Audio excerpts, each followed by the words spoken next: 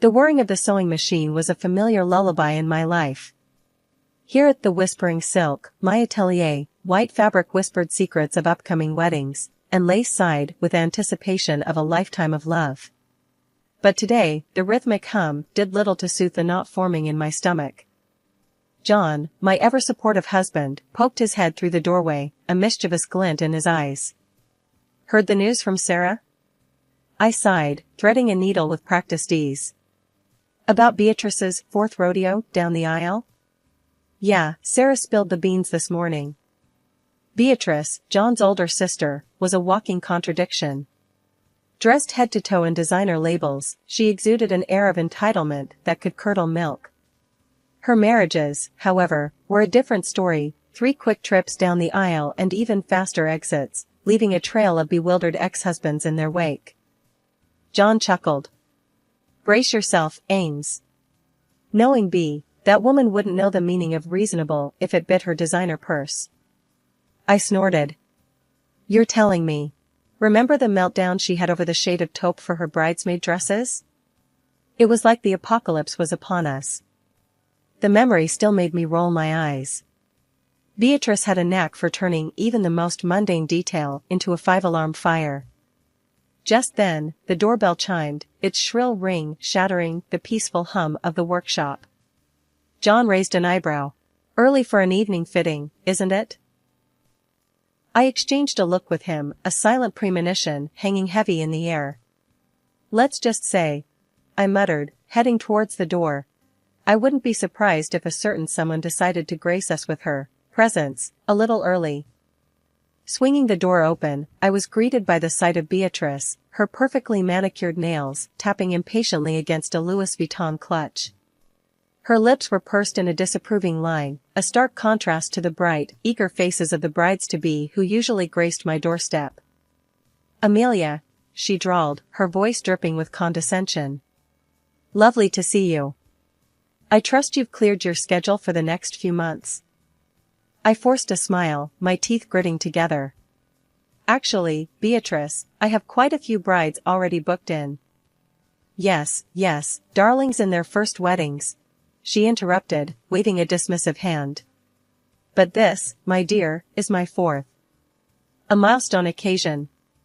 Surely you wouldn't deny your own sister the privilege of having you design her dress?" Sister-in-law might be a generous term for Beatrice. We tolerated each other at best, and the thought of spending months working on her wedding dress filled me with dread. "Of course, Beatrice," I gritted out, forcing a smile that felt more like a grimace. "But designing a wedding dress is a meticulous process, it takes time and—" Beatrice cut me off with a haughty sniff. "Time is money, darling, and I'm more than willing to pay for your expertise." Her voice dripped with sarcasm, the implication clear. She considered my talent a mere service, not an art form. "Actually, Beatrice," I began, a steely resolve forming in my chest. "My usual fee for a wedding dress of this caliber is $5,000. "Absolutely outrageous," she sputtered, clutching her pearls in mock horror. "For a simple dress for a 4th wedding? Come on, Amelia, be reasonable." "Beatrice," I said, my voice firm, "the intricacy of the design, the quality of the fabric, these all factor into the price." She scoffed. "Intricacy? Honey, I'm thinking simple elegance. Maybe a touch of lace, some pearls, a white fabric, nothing too over the top, you know, considering it's not exactly my first rodeo." My jaw clenched. "White for a 4th wedding isn't exactly simple elegance, Beatrice. Perhaps a more understated color would be more appropriate?" A dangerous glint flickered in her eyes. "Don't even think about suggesting that dusty rose monstrosity you foisted on Sarah. White is the color of purity, Amelia, and purity is exactly what I'm aiming for." Purity? The woman had 3 ex-husbands and a trail of broken hearts a mile long. Purity was the last word I'd associate with Beatrice. "Look, Beatrice," I sighed, trying a different approach. "How about we take a look at some sketches, discuss some fabrics, and then we can talk about the price?" The next hour was a masterclass in frustration. Beatrice shot down every design suggestion, wrinkled her nose at every fabric swatch, and insisted on adding more and more bling to every iteration. "More crystals here," she'd say, tapping a sketch with a perfectly manicured nail. "And a longer train, don't you think? A girl can never have too much train on her wedding day." I gritted my teeth, reminding myself that Beatrice's outrageous demands wouldn't pay the bills if I didn't somehow placate her. Finally, after an eternity of back and forth, we settled on a design, a white, strapless gown with a voluminous skirt and enough crystals to blind a small country. "And the price for this masterpiece?" Beatrice drawled, leaning back in a plush armchair. "Taking into account the complexity of the design and the—" I hesitated, searching for a polite way to phrase it, "extravagant amount of embellishments, the total comes to $3,000. Beatrice's eyes widened. "3,000? Are you serious, Amelia? That's highway robbery." "It's a fair price," I countered, my voice firm. "My team and I will be putting in countless hours to create this dress." "Look," she said, her voice softening into a feigned sweetness. "How about a little family discount? Sisters-in-law should look out for each other, shouldn't they?" I stared at her, incredulous. A family discount after all the insults and demands? The audacity of the woman. "Beatrice," I said, taking a deep breath, "consider this my final offer, $3,000. Not a penny less." In the end, she agreed, but as if she had done me a favor. A few weeks passed, and at the next fitting she made a shocking statement. "Considering this is a family affair," she began, her voice dripping with condescension, "and all, I was thinking maybe we could skip the whole money exchange thing." My jaw dropped. "Skip the money exchange? Beatrice, this dress took weeks to create. My team and I put in countless hours." "Look, sweetie," she interrupted, waving a dismissive hand, "think of it as a wedding gift from your dear sister-in-law. A way to show you support my fourth trip down the aisle." My blood pressure skyrocketed. $3,000 was a significant chunk of change, not to mention the countless hours of labor. A free dress? As a wedding gift? The audacity of the woman. "Beatrice," I said, my voice tight with anger, "I already cut you a 30% discount. My team deserves to be paid for their work." She scoffed. "Oh, come on, Amelia. Don't be so petty. It's just a dress. Besides, think of the exposure. Having me, Beatrice Kensington, wearing your creation at my wedding? Priceless publicity, darling." Priceless publicity? This woman truly lived in a world of her own delusions. There was no way I was letting her walk all over me, and my business. "Beatrice," I said, my voice firm, "my final offer is $3,000. Not a penny less." Her smile evaporated, replaced by a thunderous frown. "Fine," she spat, her voice laced with venom. "But don't think this is over, Amelia. You'll regret crossing me." With that, she stormed out of the atelier, leaving me speechless and fuming. That evening, I recounted the whole ordeal to John, expecting him to be on my side. To my relief, he was. "The woman's delusional," he said, shaking his head. $3,000 is more than fair. You don't owe her a single stitch for free." Just as I started to relax, the phone rang. It was Beatrice's mother, my mother-in-law. My stomach lurched. Dealing with one Beatrice was enough, the thought of placating both of them filled me with dread. "Amelia," my mother-in-law began, her voice laced with concern, "I heard about the disagreement with Beatrice. Please, can't you just make the dress for her? As a wedding gift from our family?" My heart sank. A part of me wanted to refuse, to stand my ground. But another part, the more sentimental part, couldn't bear to disappoint my kind mother-in-law. "All right," I sighed, the words leaving a bitter taste in my mouth. "But consider it a gift from John and me. Not a freebie." My mother-in-law let out a sigh of relief. "Thank you, Amelia," she said, her voice filled with gratitude.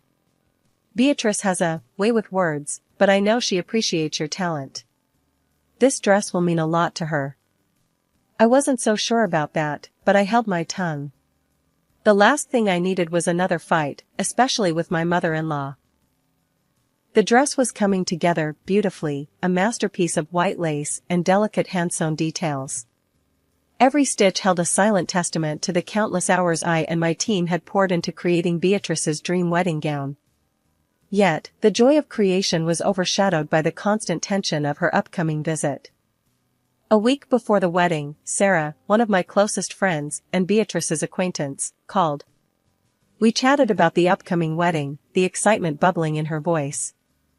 "Can you believe it's almost here?" she gushed. "I even took a peek at the guest list the other day." Guest list? My stomach lurched, a flicker of unease sparking within me. Guest list? I echoed, my voice barely above a whisper. Beatrice hadn't explicitly mentioned a guest list, but I assumed I would be included as a family member. "Yeah," Sarah said, oblivious to my sudden apprehension. "It's quite a crowd, all the A-listers and socialites Beatrice has been bragging about." A cold dread crept into my limbs. "And everyone's invited?" I asked, my voice strained. "Everyone who matters, of course," Sarah replied casually. Then, sensing a shift in my tone, she added, "Why, Amelia? Is something wrong?" Unable to hold back the rising panic, I blurted out, "Am I on the list, Sarah?" Silence stretched on the other end of the phone. "Amelia, I don't see your name." The blood drained from my face. "You don't see my name?" I repeated, the words hollow and disbelieving. A wave of sympathy washed over Sarah's voice. "Hold on, let me double-check." There was a rustling of paper, followed by another heavy silence. "No, Amelia," she finally admitted, a hint of sorrow in her tone. "Your name definitely isn't there." Shock morphed into anger. Beatrice, after all the work, the endless revisions, and the exorbitant cost, had the audacity to exclude me from her wedding? My hands clenched into fists. I hung up, my mind reeling. John entered the room just then, his brow furrowed with concern. "What's wrong, Ains? You look like you've seen a ghost." I recounted the entire conversation with Sarah, my voice trembling with a mix of hurt and anger. John's face mirrored my own outrage. "That's unbelievable," he exclaimed. "After everything you've done for her?" We immediately called Beatrice. When she answered, her voice was chirpy and cheerful. "Amelia, darling, how's my dress coming along?" John snatched the phone from my hand. "Don't you darling us, Beatrice," he said, his voice cold and hard. "We know you didn't invite Amelia to the wedding." A surprised gasp escaped Beatrice. "Oh, honey," she cooed, feigning innocence. "Is that what this is about? Surely, you understand, it's a very exclusive affair. Just the cream of society, you know?" After these words, she hung up the phone. John and I exchanged heated glances as the phone call ended. The air crackled with indignation. Beatrice's audacity had pushed me over the edge. No way was I letting her walk all over me, not after all the blood, sweat, and tears poured into her precious wedding dress. A mischievous glint ignited in my eyes. Revenge, a delicious word, danced on my tongue. Beatrice wanted exclusivity? I'd give her exclusive, a wedding day surprise she wouldn't forget. The final fitting arrived, and Beatrice sashayed in, a whirlwind of fake smiles and designer sunglasses. This time, however, her usual demands were replaced by a nervous impatience. The wedding was 2 days away, and the pressure was clearly getting to her. "All right, darling," she cooed, inspecting the dress with a practiced eye. "Let's get this over with. I haven't got all day." The final fitting unfolded like a carefully orchestrated play. Beatrice, bless her oblivious heart, preened and fussed, demanding the most insignificant alterations. This time, though, I played the part of the patient seamstress to perfection, all the while suppressing a smile that threatened to erupt onto my face. "There's just one minor detail left," I lied smoothly, once she'd finally exhausted her list of imaginary flaws. "A small embellishment on the back that requires some delicate handwork. I'll finish it in 2 days." Beatrice, ever impatient, bristled at the delay. 2 days? Seriously, Amelia? Can't you just do it now? It's a very intricate piece, darling, I countered, my voice dripping with fake sympathy. Trust me, it's best left untouched until the last minute. Besides, wouldn't you want your dress to look absolutely flawless when you walk down the aisle? Her vanity outweighed her suspicion. All right, she grumbled, finally relenting. Just make sure you get there early on the wedding day. I wouldn't want any last-minute hiccups. With a triumphant wave of her manicured hand, she sashayed out the door, leaving me alone with a mischievous grin plastered on my face. The air crackled with the thrill of rebellion. No way was I handing her the real dress after her little guest list stunt. The moment the door closed, I sprang into action. In the back room, a box, my secret weapon, awaited. I'd procured it earlier, its sturdy cardboard a blank canvas for my revenge masterpiece. But first, I needed a little something extra. Rummaging through my fabric scraps, I found a leftover piece, the cheapest, most uninspired polyester I could find, in a shade vaguely similar to Beatrice's ivory lace. With swift precision, I folded the fabric, creating a loose, flowing silhouette that mimicked the shape of the dress. It wouldn't be an exact replica, but that was part of the fun. This dress would be a caricature of Beatrice's inflated ego, a symbol of her shallowness and lack of respect. The wedding day arrived, a crisp spring morning, buzzing with nervous anticipation. John and I parked discreetly across the street from Beatrice's house, a hive of frantic activity. Through the window, I could see her flitting around like a hyperactive hummingbird, barking orders at a team of flustered bridesmaids and stylists. Taking a deep breath, I hoisted the now christened surprise box onto my shoulder. It felt surprisingly light, a stark contrast to the emotional weight it carried.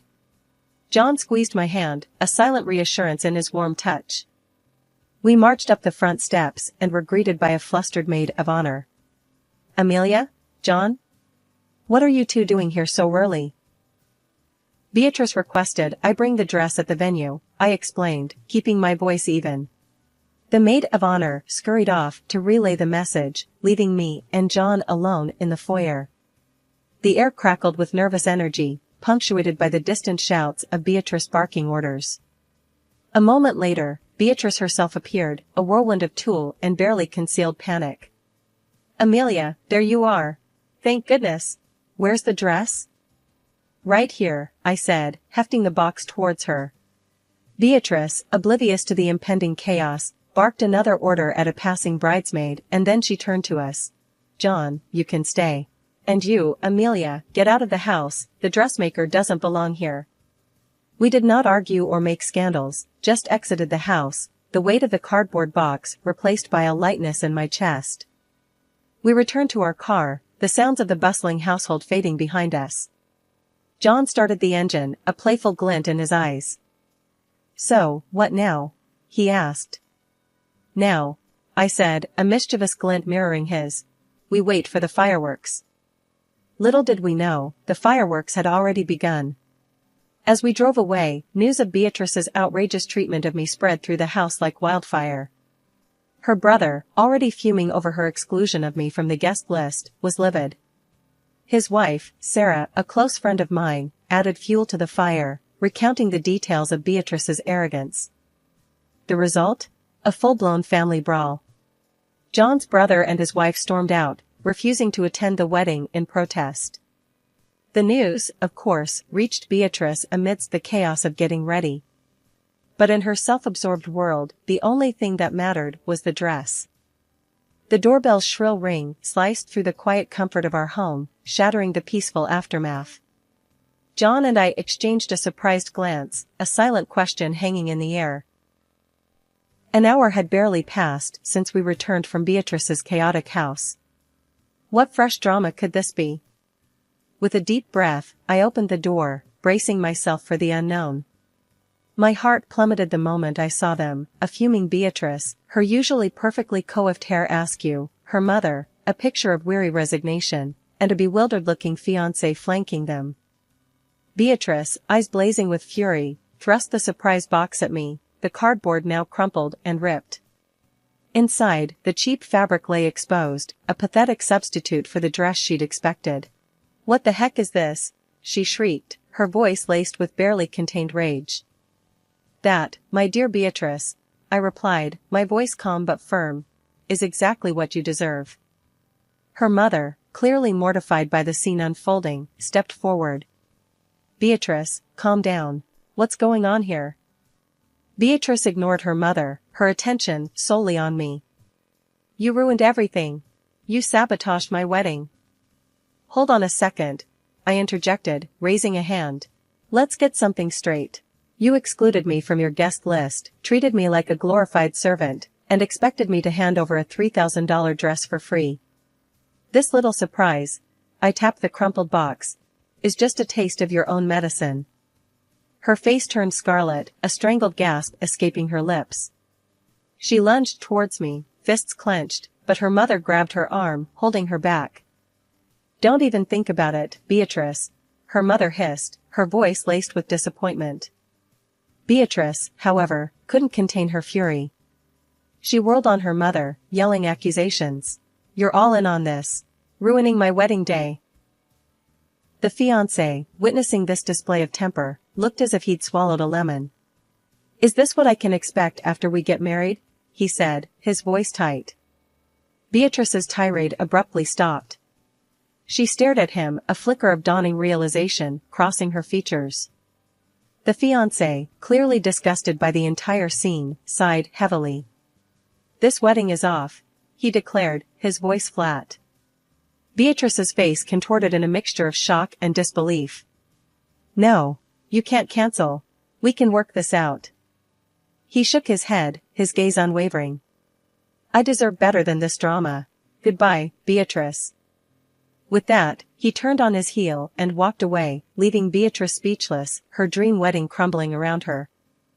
A stunned silence descended upon the porch. Beatrice's mother, shaking her head in disappointment, offered a weak apology before following the fiancé's path. Beatrice stood there, alone and defeated, the weight of her actions finally settling upon her. Without another word, she turned and trudged down the street, the wedding dress, or rather, the sad excuse for it, still clutched in her hand. John and I watched the scene unfold, a sense of satisfaction washing over me. Beatrice had gotten a harsh lesson in humility, and hopefully, it would be one she wouldn't soon forget. In my voice. Sometimes, a little cardboard box is all it takes to set things straight. As the last rays of the setting sun painted the sky in fiery hues, my phone buzzed. It was Sarah, her voice laced with a mixture of amusement and disbelief. "Amelia, you won't believe the latest," she exclaimed. Beatrice went full meltdown on the wedding organizers. John and I exchanged a surprised glance. The drama, it seemed, wasn't over yet. "Meltdown?" I echoed, bracing myself for another story of Beatrice's self-absorption. "Apparently," Sarah continued, "she refused to pay them a dime since the wedding didn't happen. Caused a huge scene, yelling and screaming. The poor organizers had to call the cops." My jaw dropped. Beatrice, in her blind rage, had managed to turn a personal disaster into a public spectacle. The image of her arguing with the police was almost comical, if not a little sad. "Did they arrest her?" I asked, a morbid curiosity flickering within me. "Not exactly," Sarah chuckled. "But they issued her a hefty fine for disorderly conduct. Apparently, she wasn't too happy about spending her wedding night at the police station." John let out a snort of laughter. "Serves her right," he muttered. The following days were a whirlwind of gossip and aftershocks. I reached out to Beatrice's fiancé, offering a sincere apology for the way things had ended. To my surprise, he was gracious. "Honestly, Amelia," he said, his voice warm, "I owe you a debt of gratitude. Seeing Beatrice's true colors saved me from a lifetime of misery." Beatrice's mother also contacted me. After explaining the situation in detail, I saw a glimmer of understanding in her eyes. The ordeal had clearly taken its toll on her, and a heavy silence hung between us before she spoke. "I apologize for Beatrice's behavior, Amelia," she said, her voice strained. "I should have done more to rein her in." "It's not your fault," I replied gently. As for Beatrice herself, she became a social pariah. Humiliated and ostracized, she packed her bags and left the city, unable to bear the weight of her own actions. John and I, on the other hand, reveled in the newfound peace. The experience had brought us closer, a shared victory against arrogance and entitlement.